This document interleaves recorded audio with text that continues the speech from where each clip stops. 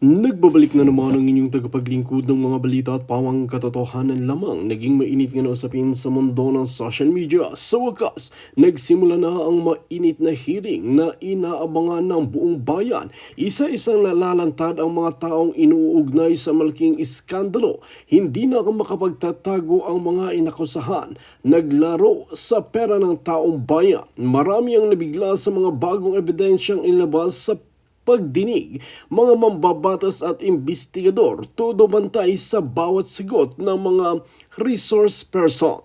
May mga nangangamba na raw sa posibleng paglabas ng mga lihim na matagal nang itinago. Lumalakas ang panawagan ng mga Pilipino para sa tunay na hustisya. Mga sinungaling at kurap, pinaghahandaan na ang matitinding tanong sa Senado. Umiinit ang sitwasyon habang dumadami ang mga testigo. Handa nang magsalita. May mga nagsasabing posibleng may malaking pangalan ang madawit sa kaso. Hindi mapigilan ang reaksyon ng publiko sa mga nagsisilabasang balita. Mga taong nagdusa sa kahirapan, umaasang may mananagot na sa wakas. Marami ang nag-aabang kung sino ang unang tisod sa investigasyon. Ang hearing na ito ay maaaring magbago sa takbo ng politika sa bansa. Sa huli, katotohanan din ang mangingibabaw laban sa mga umaabuso sa kaban ng bayan. Well mga kaibigan, para nga sa karagdagang impormasyon, panoorin nga natin ang buong video. At kung bago ka pa lamang sa aking channel, huwag kalimutan i-click ang subscribe button at notification bell para lagi kang updated sa ating mga bagong video. Natanggal na si Bangag. Kasi yung in-expose ko na pulburon video, ibang klase yun. Nataranta silang lahat doon. Kaso lang, walang ganun kasuporta. Si Maharlika, mula doon sa mga ginigipit ngayon. Pero again, it's okay na yan. Wala na tayong sisihan dyan. Ang importante, sabi ko nga, nakita ninyo kung gaano kawalang hiya ang gobyerno ni Marcos Jr. Papatay at papatay sila ng tao. Nakita nyo, ang hahaba ng mga baril. May mga armas. Sino bang kalaban? Gusto pala nila makipagbangbangan. Ba't hindi sila pumunta doon sa West Philippine Sea na sinasabi nila? Diba? Gusto nila makipagpatayan. Bakit doon sa Banyaga na sinasabi nila na inaagaw ating mga teritoryo, mga ganito, ganyan-ganyan? Bakit ang isang senador na hindi naman, wala namang baril? Bakit itong mga nagwewelga doon na boses lang ang kanilang punan, bakit magbubunot ng baril yung mga putang inang mga NBI na mga talawan na mga duwag? Kasi yun ang kaya nilang gawin dahil sa utos ni Satanas, at dito nagmamanifest, mga kababayan, kung gaano sila sa likod ng kamera. Kung walang kamera yon, na-pressure lang sila kasi ang daming kamera, halos lahat nagbablog, halos lahat may video. So na-pressure sila doon. Kung walang camera, baka pinagpapatay na nila yung ating mga kababayan. At ito ang larawan ng Bangag Administration na lagi kong sinasabi sa inyo, halos araw-araw sa pagbablog natin na ang mastermind ay isang putot-mudlo, baboy, hayop na si Lisa Marcos, na si Bangag Jr. At kitang-kita nyo lahat na kung kayang gawin kay Senator Bato na dating PNP chief, na PMAyer, di ba? Kayang gawin kay Maharlika, kayang gawin sa inyo sa isang maliit lang. So, wag kayong umupo lang dyan sa inyong mga bahay. Alam mo, bilib na bilib ako sa inyo, ha? Yung nag-post nun, ano pangalan nun? Makata ng Bayan. Kayo doon, yung mga sumisigaw, magdanakaw, nagmumuna sa inyo. Nakakamangha yun. Alam niyo kung bakit? Tunay na tapang yun. Hindi nila inanintana na barilin sila doon. Damputin sila. Narinig yun ang sabi ni Matibag, damputin mo yan. Damputin mo yan. Tapos yung isa naghahawak ng baril. Any moment, pwede silang mamatay doon. Kasi may mga baril eh. I hope ito na yung panahon na magising kayo. Okay? Na gusto nyo ipagkanulo, kahit galit kayo kay Senator Bato, kung hindi man kayo Duterte supporters, tama ba na makipagsabuatan kayo dito sa mga Banyaga? Putang ina, tanginan nyo yung Dilawan Pinklawan, Bangagan. Galit na galit kayo na nung panahon bago pa si Bangag, nung kayo anti-Bangag pa, anti-Marcos pa, galit na galit kayo at na itong mga Marcos ganito, ganyan, ganyan. Tapos ngayon tinotolerate nyo. Pa-celebrate kayo, galit kayo sa mga sumakop sa atin. World War I, 'di ba? Nung World War I, World War II, sinakop tayo ng mga banyaga, chuchu-chuchu, taas noo kahit kanino, dahil tayo ay Pilipino, putang ina nyo. Bakit kayo, jutang genimis nyo, bakit kayo pumapayag na makipagsabwatan si Trillanes, yung supot na yan, si Lisa Tanas, si Bangag, sa mga ICC, kung gusto nyong ikulong si Senator Bato? Diba? Sundin. Tama naman sinabi ng mga abogado niya, tama naman sinabi ni Senator Cayetano, ni Senate President, diba?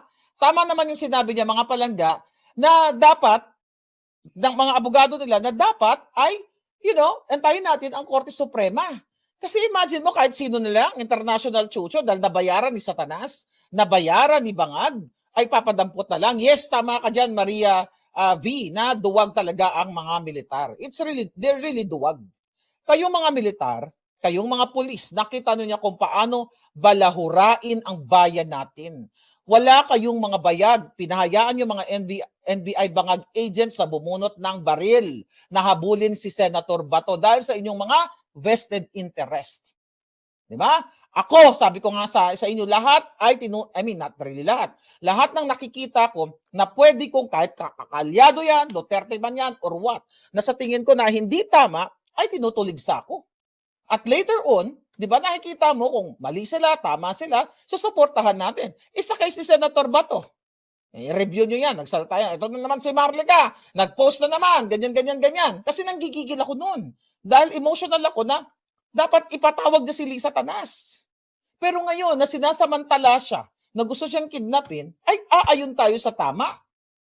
Dahil ang nangyayari kay Bato o nangyari kay PRRD, pwedeng mangyari sa ating lahat, which is sa akin talaga nangyayari. Kaya yung laban ko, may hugot talaga.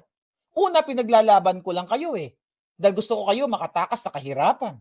Gusto ko kayo makatravel nang hindi kayo harangin sa airport ng mga putang inang immigration. Gusto ko man lang makatikim kayo ng masarap na pagkain dahil nagkaroon kayo ng trabaho, 'di ba? Yun lang ang laban ko dati. Balikbayan box, 'di ba? Tayo mga nasa abroad, yung tanimbala, yun lang ang laban ko dati. Pero ngayon ang laban ko personal na dahil ako gusto rin akong patayin. May assassins pa. Tinamnan ako ng iba't ibang mga kaso. Sabi ko, 1 milyon na yata ang warrant of arrest ko sa Pilipinas. Kahit gusto ko man umuwi, makiisa sa inyo, sa airport pa lang papatayin na nila ako. Ba't hindi naman yan sila forever? Kung si Senator Bato nga, putang ina, police. Kung si Pangulo Duterte nga, dating presidente, maraming kaalyado, maraming mga cabinet secretaries, mga abogado, si Marlica pa. O ano naman ang kalaban-laban ko kung babarilin nila ako, tatamlan lang nila ako ng shabu dyan o ng pulburon O si Marlica, nagpuslit ng pulburon. O si Marlica, tatamnan ka ng maleta. Ipipilit nila yung kamay ko, ilagay doon sa pera, mark money, sasabihin nila, o si Marlica umuwi ng Pilipinas kasi tatanggapin yung kanyang 350 million na galing sa recto. Diba? Pwede nilang gawin lahat sa akin yun. Gagawa sila ng kwento or pwede silang bumaril ng tao dyan sa airport pa lang. O ito si Maharlika, war freak talaga to. O may binaril siya dito sa loob ng airport. Lahat yan pwedeng gawin ng Bangag. Yan ang ginagawa sa mga Duterte.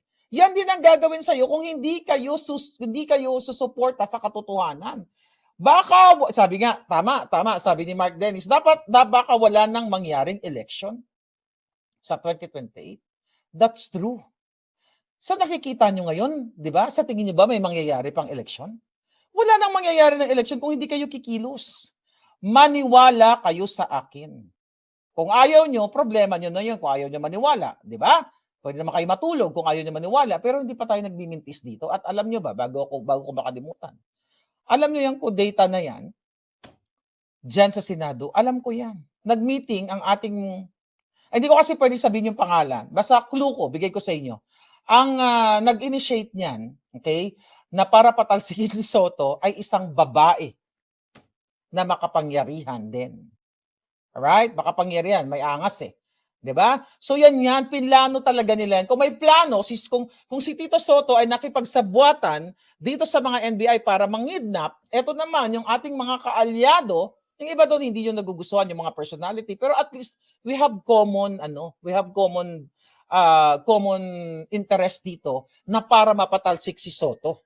So nag-usap sila sa Forbes Park At kaya nga lumabas si Senator Bato. Kaya sabi ko sa inyo, yung ginawa ni Senator Bato, heroic act yun. Pwede naman siya hindi lumabas eh. Right? Pwedeng hindi lumabas si Senator Bato, magtago na lang siya kung saan siya nagtatago. Kaya lang, pinag-usapan nila na kailangan tadyakan natin palabas si Tito Soto Miles. Okay? Then, alright? Wala, yung nagplano, wala, hindi senador. Okay? Pero kasama sila lahat ng bumoto doon. Napansin ninyo, kung balikan nyo yung vlog namin ni Harry Roque, ni Maui, Princess Maui, at tatlo yung sinasabi namin kung sino ang mag-yes and no, balikan nyo yun. Balikan nyo yun. Lahat ng sinabi ko doon, kung sino ang boboto para kay Inday Sara, tumpak. Okay? Although mayroon kaming mga nilagay sa question mark. Di ba? Princess Maui, balikan nyo yung video namin tatlo, vlog namin. Lahat ng sinabi ko yun, tumpak. Hindi dahil sa manghuhula ako. Titignan mo yun eh. Titignan mo yung galawan ng paggigipit dito sa ating mga senador na dati nilang kaalyado. So nagmeeting sila, itong ating sabi ng ating puting ahas. Kaya alam, hindi ko naman pwede sabihin yan. Eh di na na-intercept nila, di ba? Kasi nakatingin yan dito yung mga hayop na sa vlog natin. So nag-meeting sila sa Forbes Park, kaya di ba nung nagkaroon na sila ng na-confirm na, alright, na-confirm na mayroon na silang bilang, ayan, hindi niya ba nakikita? Di ba? Kaya si Senator Bato pumunta doon. Kasi kailangan ng boto niya. And now, makatulog na tayo kahit papaano ng mahimbing na hindi mai-impeach si Inday Sara. Although alam naman natin, kung babalikan natin ang history ni Senator Alan Cayetano, di ba, with Inday Sara, they're not really ganyan. Kasi remember that, yung speakership between, who's that? Yung speakership? I forgot. Pangalan nito. Yung kalaban, yung pinatals, yung si, what the fuck? Ano pangalan nun? Ni Speaker Velasco. Okay? Di ba? Sino sinuportahan ni Inday doon? Si Velasco. Pero ako kasi, okay, kung babalikan nyo ang video na, sabi ko, yung vlog namin ni Harry, tinanong ako, si Cayetano, sabi ko si Cayetano, sa tingin mo, sabi ko, hindi yan boboto for impeachment Inday Sara. I know that. Alam niyo kung bakit? Si Cayetano, galit talaga yun sa mga Marcos. Hindi ko naman kinalaban. Nagsalita ako against kay Cayetano in the past. Remember? Bakit? Kasi during that time, bangag na ako. Bangag na bangag supporter ako. Kasi di ba naalala yung sinabi ni Cayetano, sabi ni Cayetano kay Bangag during 2016 presidential debate. Nasabi niyo, pati minuto ko, nanakawin mo pa. Kaya alam ko si Cayetano, kahit na hindi sila ganun ganun ni Inday Sara, nung time na yon, Velasco time, hindi siya sasang-ayon sa ginagawa ng panggigipit ng Bangag. Kaya lang naman ako bumubolsa kay Cayetano kasi nga, Marcos Jr. supporter ako noon eh. 'Di ba? Gusto ko mapanalo si Bangag dahil akala ko talagang gagawa siya ng tama at hindi niya na tutularan kung ano man yung mga naging negative panahon ng tatay niya. Pero mas malala pa pala ang putang ina. Maraming umaasa sa inyo na ibalik ang mga ginto, ibalik ang mga ninakaw nila. Kaya nga, Inday Sara, anytime, who knows? Lahat ng mga pangyayaring ito, may dahilan ito kung bakit nangyayari. Sino ang magsasabi na magkakaroon ng habulan kahapon na habulin itong pangalan nito, si Senator Bato? Di ba? Sino ang magsasabi niyan? So lahat ng pangyayaring ito, may dahilan na baka anytime soon, nasa mga kamay nyo naman yun. Nasa mga kamay nyo kung paano kayo mag-react dito sa ginagawa ng panggigipit ng Marcos administration. Sila lahat, binayaran nila lahat, mga militaring matataas, yung mga mahilig maglamas sa mga susubels, yung mga putang inangyaan, na mga traidor sa bayan, yung mga oligarko na nagsasamantala sa iyo, na nagbibenta ng langis, na old stock pero binibenta ng times 2 ang presyo. You have to act now. Alam mo, sabi ko, tuwang-tuwa ako, very emotional din ako habang pinapanood ko yung mga kababayan natin. Sige, sabi niya, barilin nyo kami. Hindi kami takot mamatay. Ganun na ganun yung feeling ko. Hindi ako takot mamatay. Pero gusto ko, lalaban ako, mamatay man ako, gusto ko may laban. 'Di ba? Kung mamamatay man lang tayo, hindi tayo magpapapatay ng patalikod. Yan ang ilagay ninyo sa utak ninyo. Huwag kayong duwag. Kung mamamatay man lang kayo, huwag yung tinraidor kayo. Kaya dapat mapagmatsyag kayo. Kasi ako sabi ko nga sa inyo, yung nakikita ko ngayon sa nangyayari dyan kay Senator Bato, hindi yan magpapahuli ng buhay sa kanila. Okay? Hindi yan magpapahuli ng buhay sa kanila. It's either, ito lang assessment ko. Dapat, sabi ko nga kagabi sa inyo, na nagtatatakbo siya, na nagpupumigla siya doon sa pagkidnap sa kanya, hindi yan magpapahuli ng buhay. Kaya sabi ko, yun din ang gagawin ko kay Senator Bato. It's either ako mamatay o kayo. Total, papatayin din naman ako. Total, bibigyan naman, yun na ba, kasi aeroplano pa lang, patay na si Senator Bato. O ano man ang mangyari sa kanya. Diba? O dado din sa ICC. Bakit ko naman gagawin miserable ang buhay ko na nakakulong ako doon, wala akong magawa? Katulad kay PRRD. Si Senator Bato kasi mas younger kay PRRD. Marami pa siyang pwedeng magawa at malakas pa siya. Mabilis nga siya tumakbo eh. Si PRRD, parang isipin na lang natin sa ngayon, nagbabakasyon. Nag-i-enjoy. Kasi di ba, no, si PRRD na nasa Pilipinas nung hindi pa siya din kinidnap, kaliwat kanan din naman ang maraming gumagamit sa kanya. Maraming gumagamit kay PRRD. Hanggang ngayon, maraming gumagamit sa pangalan ni PRRD. Kaya sabi ko, isipin ko na lang nag-OFW si PRRD. Na hindi siya makalabas ng bahay kasi kailangan niya magtrabaho, kailangan niya magsakripisyo para sa kanyang mga anak, which is tayo yun, kayo dyan sa Pilipinas. And sooner, di ba, nag-change siya ng council, si PRRD. Dahil nga nagkaroon ng delegation, ang pamilya nila na si Hanilet at saka si Kitty na ang may options din na pumili ng kanilang lead council. Okay? So, let's look forward na si PRRD ay mabigyan talaga ng interim release. Taliwas dun sa mga paasa sa atin ni Kaufman. Hayaan mo na yun, ilibig na natin sa limot si Kaufman. Pinag-awayan na natin yan. Ipinagtanggol na yun ng mga alpot, ng mga double agents, sa mga hayop na yan. Pinagkitaan na nilang lahat. Basta ako, iniisip ko na lang ngayon na si PRRD nagbakasyon ng dahig, then later on mabigyan ng interim release. Okay? Pero going back kay Bato, bata pa si Senator Bato. Marami pa siyang magagawa. Kaya dyan sa mga kaklase niya na mga PMAer, di ba, sumumpa-sumpa kayo. Hayaan nyo na lang ba mga sir, mga ma'am, na ganito ang gagawin sa inyong kabaro? Na ang adik na presidente na si Marcos Jr. at ang asawa niyang Tangli Satanas na ninanakawan kayo sigo-segundo. Ang mga kamag-anak niya, ang mga amiga niya ay tumatanggap ng mali-maleta, bilyon-bilyon, ay babuyin ang Pilipinas. Huwag niyo na pag-aralin yung mga anak niyo tama ba? PMA. Okay? Huwag niyo nang pag-aralin yung mga anak ninyo, kayong mga general, kayong mga polis, para sasabihin niyo sa mga anak ninyo, dahil kayo ay tagapagtanggol ng bayan, magsimula sa inyo. Ipagtanggol niyo ang bayan ngayon. Kailangan ninyong tapusin yung mga adik. Kailangan yung patalsikin ang mga magnanakaw, ang mga adik. Kaya walang saysay yung mga pag-aral-aral ng mga anak ninyo o mga apo ninyo sa PMA, saan pa ba, PMMS, kung saan-saan pa mga eskwelahan na yan ng mga state universities, di ba? Mga kababayan, mga general, walang kwenta yan. Alam niyo kung bakit? Putang ina niyo eh. Hinanayaan yung pinamumunuan kayo ng adik. Hinahayaan yung ninanakawan kayo dahil ang ilang mga general sa AFP-PNP ay nakakatanggap ng mali-maleta. Tanga ba kayo? Nakikita nyo na nag-sacrifice ng 18 Marines. At dyan na yung mga video, tanga pa rin kayo. Tignan nyo, si Zaldico. Nag-whistleblow na. Dati nilang kaalyado na sinabi na ang mastermind si Marcos Jr. Bakit naman hindi natin paniniwalaan si Zaldico? May mga ebidensya siya, papatayin na rin siya ngayon.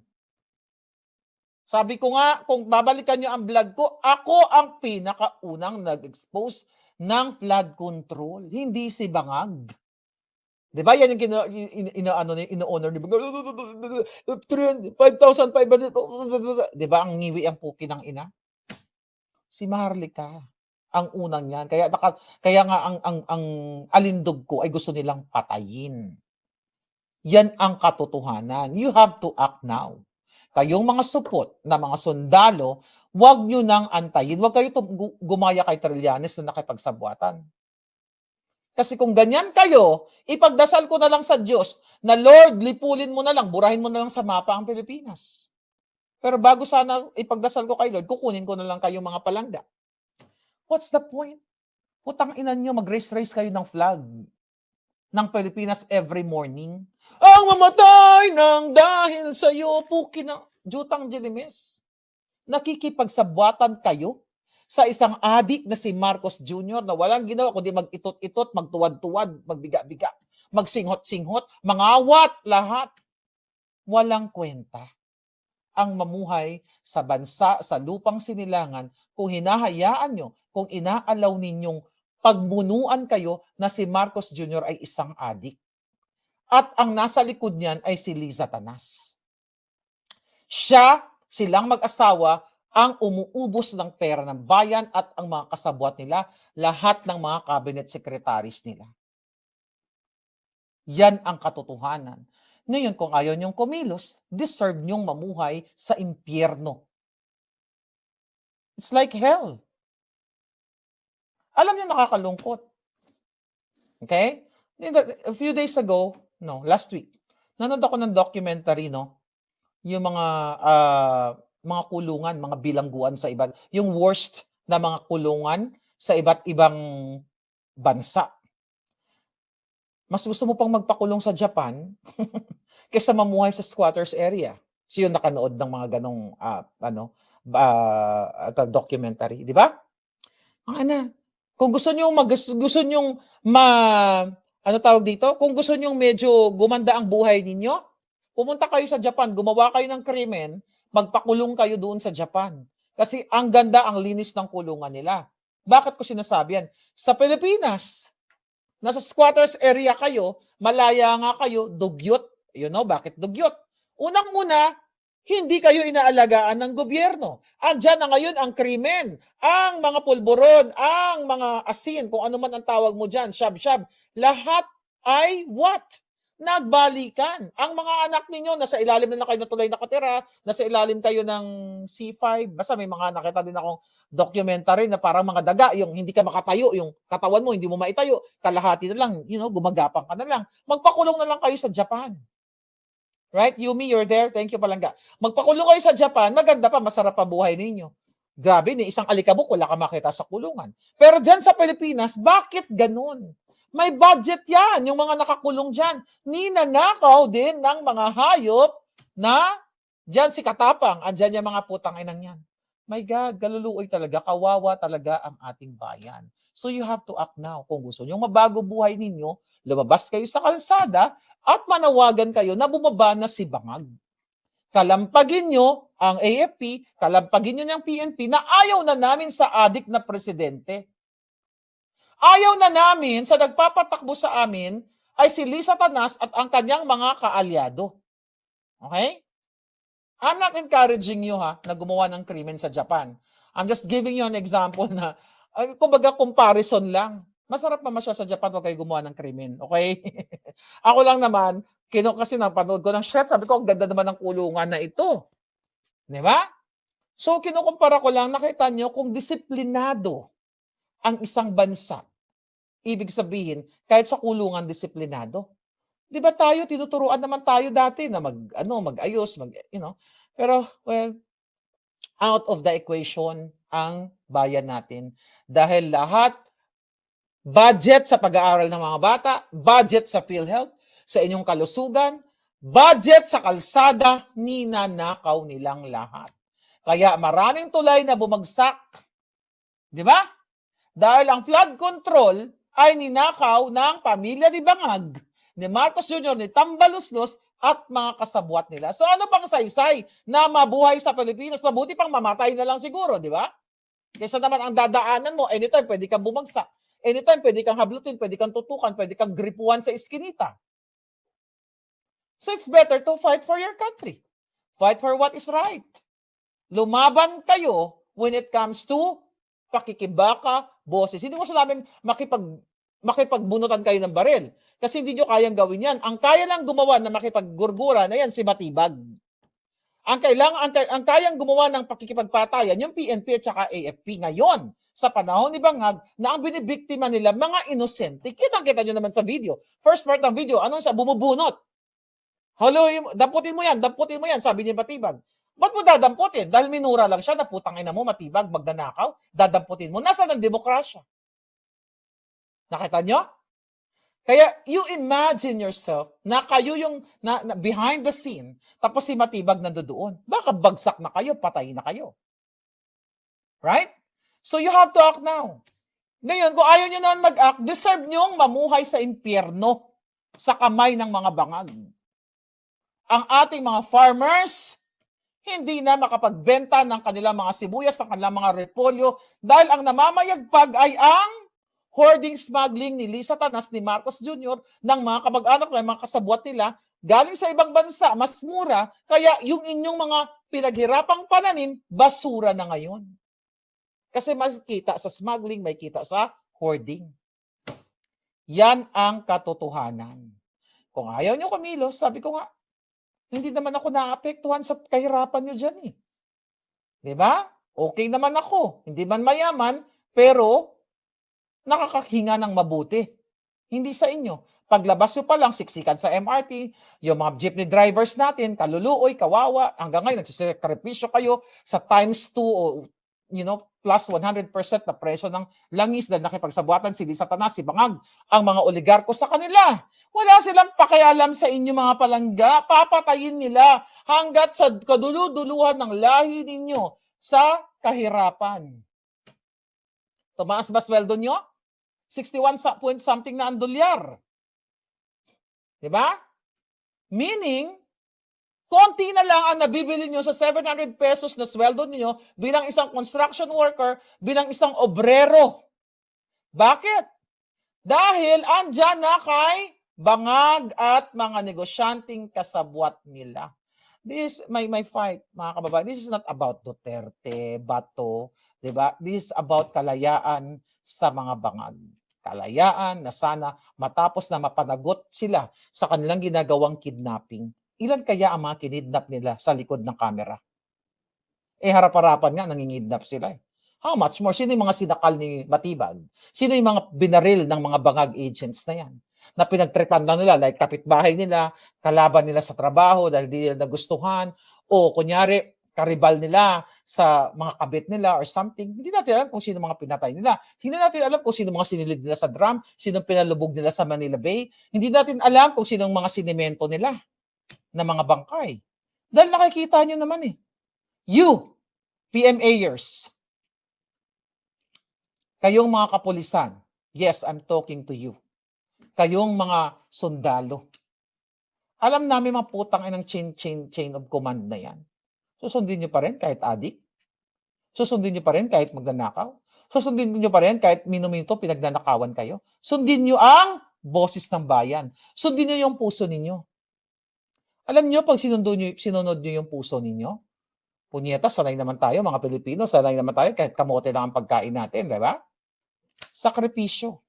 Pero kung lahat kayo, pareho ng thinking ko, wala na yan si Bangag. You have to sacrifice. Kailangan mo kung gusto mo makalaya sa mga adik, kailangan mo magsakripisyo. Hindi naman natin nakukuha hindi mo naman nakukuha ang what do you call it? Tama ba? Ang kalayaan. Hindi mo makukuha ang kalayaan kung hindi mo paghihirapan. It's like yung buhay mo. Hindi mo makakamtan ang kaginhawaan kung hindi ka nagsakripisyo sa buhay, kung hindi ka nag-working student. I'm just saying. Diba? So, ang ibig ko sabihin, kung kayo lahat, ang isipin nyo yung patriotism sa puso ninyo, na sinasabi nyo you're there to serve your country, ang mamatay ng dahil sa'yo, mamamatay ako dahil sa bandila ng Pilipinas, dahil kami ay sinakop ng 300-something years ng mga Espanyol, din ng mga Amerikano, din ng mga Hapon. Kailangan bilang Pilipino ay manindigan tayo sa tama, patay o buhay, katulad ng mga vloggers at yung mga nag-rally dyan kagabi. Mas may ano pa nga yan eh. Mas may balls pa sila sa'yo. Kayo, you're just protecting your vested interest. Takot kayo mawalan ng trabaho. Di ba? Takot kayong magutom. Pero kung lahat kayo, pareho ng thinking namin dito, na ang mamatay ng dahil sa katotohanan, hindi kayo mamamatay. Nakita nyo? Nakita nyo mga kababayan? Dapat good example na yan. Nakita nyo mga reliyista doon, yung pinlay natin, balikan nyo sa first part ng vlog natin. Ano ang sabi nila? Barilin nyo na kami. Sige, di ba hinahamon pa nila? Barilin nyo kami. Mamamatay kami. Kung mamamatay kami, mamamatay kami. Di ba ganun yung mga statement? Ibig sabihin, kagabi, pinakita nitong mga vloggers, whoever they are, ang pagiging bayani. Wala silang pakialam kung papatayin sila ni Matibag. Bumunot ng baril, nakita nyo yung mga kasama niya. So kaya kayo mga sundalo, mga pulis, kung kayo ay manindigan para sa katotohanan, hindi kayo mamamatay. Hindi kayo magugutom. Magtitipon-tipon lang kayo. Pag marami na kayo na nanindigan na ayaw nyo na sa adik na presidente, ayaw nyo na sa kidnapper, ayaw nyo na sa magnanakaw, ayaw nyo na sa mga palaitot-itot, mga alpot, gatuwad-tuwad ang mga bigaon, ang bangag, di ba? Hindi kayo mamamatay. Magkakaroon kayo ng kalayaan at with that, sasabitan ko kayo ng Medal of Valor. Ako na ang magsasabit sa inyo. Di ba? Hindi kayo mamamatay. Kung kayo ay sama-sama at manindigan para sa flag, para sa pamilya nyo, para sa susunod na henerasyon, at para sa bayang minamahal. Right? Yun ang gawin ninyo. Bakit pa kayo patuloy na sumusuporta sa mga magnanakaw? Pakina, yung 257 kahapon na mga, mga maletas kongresistas,